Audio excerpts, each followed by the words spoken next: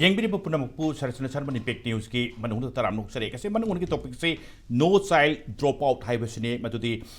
pikli ba angang singbu mahima sing tamba hai ba liklam dudagi sukna nanto anda ba hai bagi general idea duni ngasi impact news na yang bini singi phomda pujare ise aduga maroina mase matam pumbada dum ningjanga leiba wafum ngaktani tawudabu handaki oiba Manipur ki kanse ki yengba kanda irang sigi matungda maroina angang sing mayum makai leibham leitadana tholaga relief camp da lerak paise parents su leiramani masina dum takpa masana dum taksaba indication ni and plus relief camp haina wafam lakpa kanda maroina mama mapa masamak thubauda masagi ningba thungbadu pankhaidu yodrakanda masa singdugi tangai phadana piba yaba tangai phadana changdaba yadaba madudi karai da harakanda education mai masing tambam singda thana da honarakpada thengnaba potlumduna maram oirakanda angang singsida tasengna phangmam topu education do phanganba ngamiba jala haibagi wahang ama laktaba nate in general da mahi masing tambagi liklam du dagi angang singbu nanto ondaba haibase yam maru oiba ipung khudingmangna dum ningchang leiba wafamni tawudabu thogdo wathu kya singsina aduga ngasi aina sum thengnajabada maroina Manipur da phongba pawsi singda angang ahum drop out toropa kari maram dagi hairakanda shubham nompham thirakpa si kari dagi no financial problem leibadagi tangai phadana mahi tamning badu thadu kanda shubham nompham thirakpagi area lakpa kansida amukka hen ningjangale matudi angang singse matau karamna tangai phadaba mahi masing tambagi liklam sidagi nanda handaba haibase masi karai phu honabum thui haibagi matang sida kumna khana jarba tanjani loin lengjin biriba guest singdi aigi yet thing phambiri basi G9 laisamsa assistant professor University of Seoul South Korea ni yan ambada e oja G9 du taram nokchari adu oja G9 gi oi lengjin biriba se kaisam pratip kuma chairperson Manipur Commission for Protection of Child Rights haibasi child rights ni oja pratip komsoi taram nokchari adu oja pratip oi da aigin hek yeta thangna phamina jerbise puyam tomsa president All Manipur Bar Association ni ai tamu tomsa su taram nuksari mani hoje anchor na takpi bedo aingon ahan be strike tok jeri se ngasagi mama mapa haise kanangum na dimase vice versa adum two ways on along ni tawudabu parents sing se magi family magi basis ori ba parents sing the effect or agadi children sing angang sing se dum naturally effect over ta bani aduna aisa lebak thiba da phaba ha ga mamangi kalen se akoi May da thongdok chi tho e aduga ai July August tasu ai suti phangbagi thokchar ai field da khara chachai adoi da khara charang na basi khara hen charang nei adu aina handak ningdam suti hai tare ko winter vacation thokchar pasida khara di pharamba yare haina aina khanjai adu social media natraga online gi hujikti आदेश दुम उरबनीना information budi khara update tokje but unfortunately yema matam da mamangi kalengi situation khara phattaba charang na buduga haujik lei siga more or less iman mane haibidi thodong ne improvement leite aduga kari haini wakhan je khatang nungai ningai oiba elevation keno si leitabra na khanje ado average da aina yengjabada loinamakti nachade handaki winter gi sidaina relief camp 35 kumba ka kuntra manga gi charakpa akhoi gi team maruma pang sing tawraga tawjabani aduda education gi si hujiki drop out habi baduda ina charakpa yengbada luckily manage tawe haibidi government school da free education aduga private school da volunteer natraga donation na pangakpa parents na self man hona jarga tawjaba adumaina ayamba tawrekanda maybe 30% 25% di drop out layeba sigi drop out aduna sigi drop out si layrabanina angang da magi psychology magi mabukning nungai tabadi adum sathini helamani aduga drop out nataba somewhat manage tawraga chatliba school chaliba maroin angang sing mahiroi sing se moi mokhoi desu mentally haiba tare ko chidi common sense ni leiriba phibam ji yum da halakani orin tumham du lebak da tharga tumdori ni ai phamung leram gadran khanmani leite ngasagi mando kumba ing law bu da ko ngasagi mompak tu tawraga tawriba phibam du da aduda mapubong narakani mapa masa narakani kadai angang du larik pa ga deni school chalaga su adagi transport ki kenu si private school da admission fee lawbiraroi na lawdre aduga tuition fee di khara piu haidana manage tawre aduga amuk transport se ngasai gi magi center du dagi school bau chatbagi transport se government na kharasu tawba kharasu tawdabani sida maroi na parents sing da dum sigi challenge dum yam chawna le aduna aina haijening isi phibam si adum manage tawi ifat fatte yamna nungnang ningai oina mai thamjagi han bagis asi so what challenge amne khoida leise akoi gi right to education na hana maru oibra right to life ne hana maru oibra hai bi question amne hoji some video wa hangse haidi ai gi ipa do sigre ima du masangamdre aina earning tawdragadi family se yam wadore Rui tadi ai lai tamba chapan na chumra natraga paisa tamna chumra hai wahang jine ba lai se aduna si gi se yam thok to banate report tu tawriba du di khara gata ne ba ji akoina masigi solution thi bata bani koi issue di mayam le ko solution di kari no oigani si angang je tonga ba source na hai se masing manade lising try pandagina lising kuni thoibo ki report pinai ai di तोन हम relief camp लेबसे अदो कोई commission की side की दी हेंदो engine खरा पागा लिसिंग कुन मंगा है न खरा दमाइना पाई ngang लिसिंग कुन मंगा से सही ट्राइन पान की मखा द लेबा सिंग मियोय सिंग जिन होना ngang हाइजे से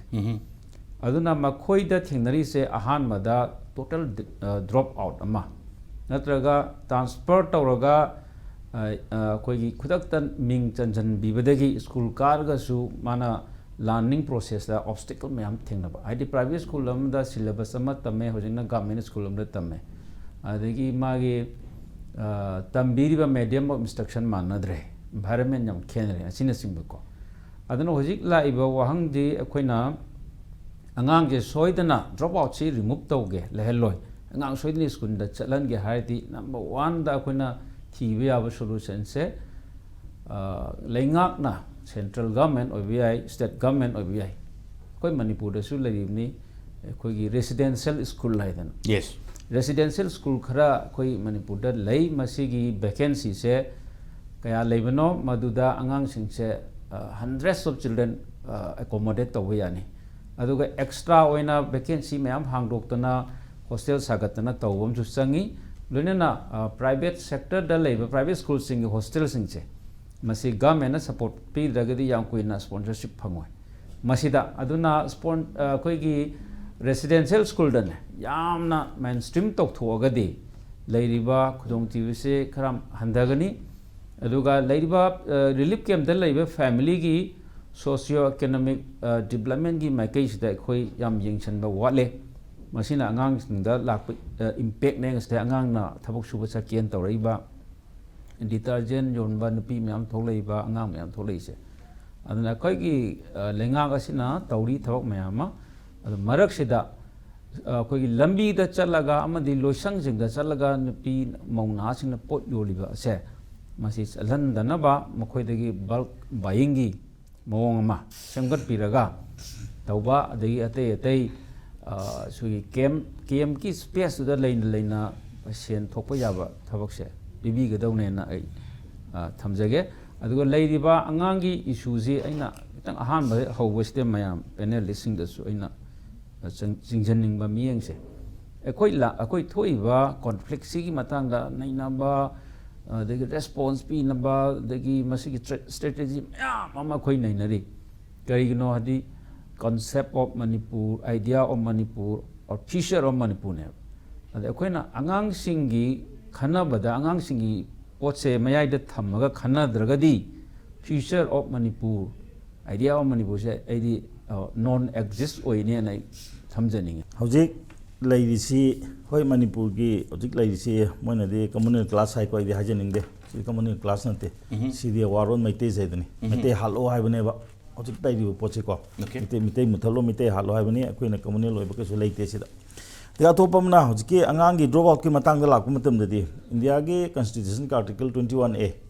free and compulsory education ko age group 6 to 14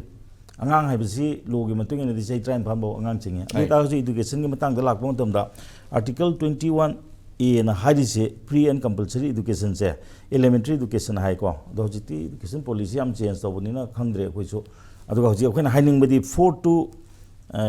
6 to 14 सिने मोना हाईवे एज ग्रुप से अदुमो आर्टिकल 45 ता मसिना फना कनोनी डायरेक्टिव प्रिंसिपल ने सिदना फ्री एंड कंपल्सरी एजुकेशन पी न मोहनब से अप टू 6 इयर्स हायबा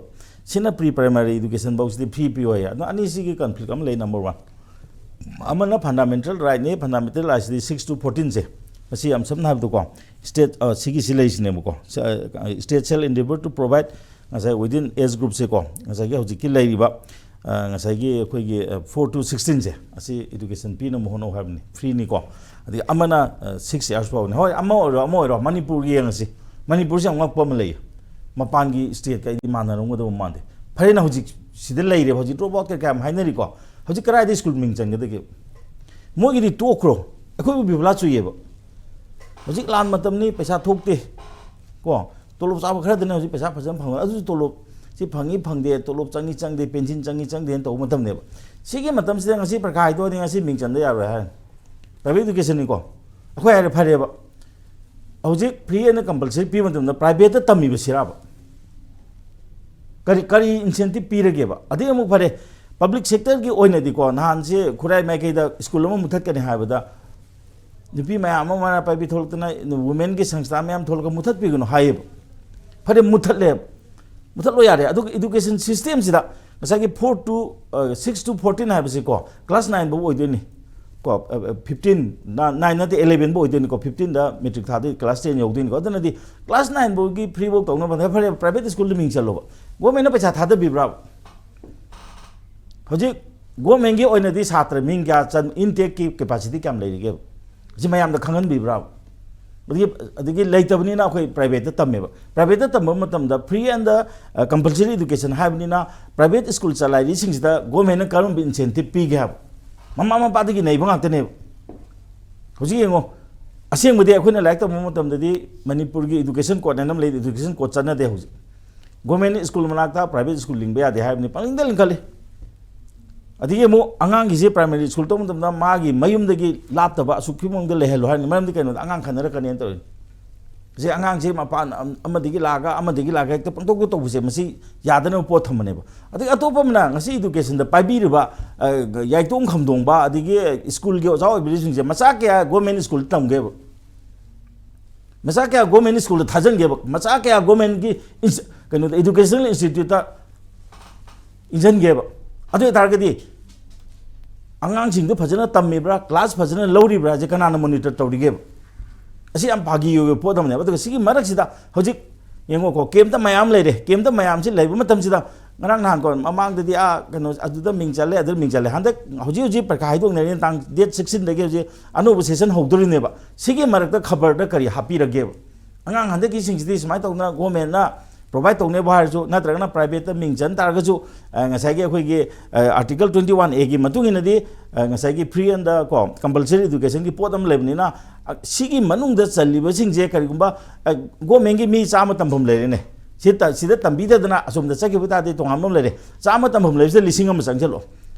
समापन अमदि प्राइवेट चटकदरबनी अदो मसी गवर्नमेंट ना प्रोवाइड तौजे तौबो ngamdrabani na दो तादे फरे नों समाय तौना प्राइवेट स्कूल चलाइरे सिंगसिदा अंगांग सिंगसिगी दे अखोय इंसेंटिव खर पिरगे नो फी जे हांदो बो हायरजो अम बो हायरजो करी लेरिगे अदिगे अतोपम ना फरे अखोयना छात्र ओने मरता एमएससी हाइबा बस हम सेलमेबा सिदा छात्रना खाव पाइरगा काखतबा मतम भरा लोगदे अदुमाय तौदना होजिक अंगांग सिंगी ट्रांसपोर्टेशन से मसीगी दमकता अदुगुंबा अम चेनबी ब्राब अदना दे होजिक मणिपुर से को मथोंग मरोंग खंगदबा पोत खरे लेरिबा खोयदा फरे होजि अखोय सि तंपाकी वानी को मिन उब मफम सि लेरे मिन उब उदबा चिंगदा कमदो रोंगदगे होजि चिंगदा होजि करी प्रॉब्लम लेरंगदगे से अखोय करी खंगिगे तंपाकता मिन उरिबा नुंतीगी चेक तौरिबा लाउदना खोंगना तौरिबा सिदा असु याम थौसाद्रगा होजि ngसाइगी कनोदा चिंगदा लेरिबा एजुकेशन इस नान अमा थेंगनै आइ ख्वाइ ngैबा चिंगदासु लाइक तमन बियोय चिंगदादि प्रॉब्लम लेतेना तंपाकता लेरिबा प्रॉब्लम से मोदे प्रॉब्लम से लेतेन खजेबा खोइदिको अदु तादे आदन लाइक तमदि सि करिगिनो खलेबा अदु इतारगदि करिनो याम सबना हाइतादि खतनरिबा अनिसि को अमना फोरेन लापो खंद्रे अदु नत तारगदि ngसाइगी मोइना एटेक तौरको मतमदा लेरिबा मितेसु Manipur ki citizen ni Indian citizen ni moi asong si Indian citizen ni na moi claim tawjari ni ana ani si ki marakta thoiba thodok sida lengak oriba sidi lengak ti misang chang ba na te ani maki oider ni oibidana bo ji moi mayam na lawrga jo action mayam tawga da leine ba tawga da na leiring sida hojik hayeng hangchit hogidre ba date 16 dagi ko akhoi gi anoba session hogidre bis da kadim ba ngasai gi akhoi gi reassuring oiba haitare ko angang sing sida ngasai gi akhoi gi harong na ba asida leitre de akhoi angang gi sida ming chalesi sidra gani sida chalesi jo khangma yana ba kari ngasi bok da kari thoi gi ba hojik adu mo ta ka dore mingon yam khana ba hobdo na autonomous school lauk thoi habne amu bu lauk thoi habne si enom tawre hab sida something else is going on in our state akhoi state ka thugai ga dor ba kanum tawre hab se aduna koina hajinin budi angang gi drop out sidi si natraga ju normal time da su lei handang na amuk hena leirani maram di kaino da kanam ta ni yengchandre hoji yengo ngarang mak ko problem au kai tholake da nahan gi paisa piru ba khara check thajalu matun da paisa leiram dre moi de ko hu sar ga sininga mane ba moi da pire be kai bese ko adu gi paisa dana yum saw ne pi bne adu bu paisa wona changi ta ga angang laik ta mani khangde season ka de ma amai tong na laik ta magi tong ta kari to birage ha ba angang gi laik ta magi tong ta laik ki phigi फी से करीगनो हाइबो मतमदा government ना मागी school मतिक चाना लेतबनिना फी दी पीबा ताइबो फी से school दा ngangnaraga ko ngasagi akhoi leiriba hojiki ngasagi irang ji sunglei leita tagasu age group 6 to 14 sigi education ki problem am leibanina masi constitution na piriba fundamental right oibanina masi akhoi school sigi education piriba school sings da government na mogi dongta paisa kai bam thokta bra ade atobam na government school ki dongta oja je pai ye lori moi chhatra kam tai ge adi ta ga sigi oja sing ge private school da scheme am seng transfer to bi budi kari kai ge adra akhoi gi sida ngasagi governance ki oiba ko poche akhoi u de adra yam samna haibda Manipur se sigi phibam sida lakwa tar ga di fail state amagi style am da laka dore adu hoji hoji ti hayeng hajit kanu si ko tang 33 te gi hoji moina su kanu sembe gi matung na state government ki policy ki matung ina sidis da anu session hogudar na sigi mamang sida aina sai hajib adumana angang sing sida reassuring oba kara da mingchan ga de kari to ga haibuma adi mo yam phab atopam na government ki school da mingchan ta ga di free order di ma uniform pi dar ni like pi dar ni adu masigi poche government da tamba khak tang pi doribra private to the yauri doribra man de no da private da tamgara tamoira 6 to 14 gi podam leiri anga sai hajib adumana government ki matik sa na leina no government da tamu ya da no private se choose to jagi ni hari tongan bam ni government ki school mutha sale primary school khangde high school bo mutha sale hoji aduna sigi poche lebdina hoji 6 to 14 habje class ko sai ina hajib adumana mase class 9 bogi pot ne base class sahi tram da metric thab ki podam lebni na class 9 box di government na masi am kana sen bi bam changi adu masi ki poche sungu ude aduna hoji am kana hajening mudi government masi tumina lebi aroi adu hoji supreme court le ba case ki interim direction ki matungina angang sing ji ki masi yam section ni yengu haiba ma leiba ko aduna madu mak to hoji akoi putho ka ne na mathok dai adu hoji ki matam sida sagi mana thok bi to na ta ba government ge oina matik saba kanu sembi oba sagi committee sembi o aduga sagi like su haiba ko education sing yaubiu the parents ki body degi logbiu aduga akhoi je lengak am leiri hena sai mayam haina bodo lan manung da su larik tame Israel gi laik tam sungdok tok te second war da tumin tame haiba do akhoi si deis da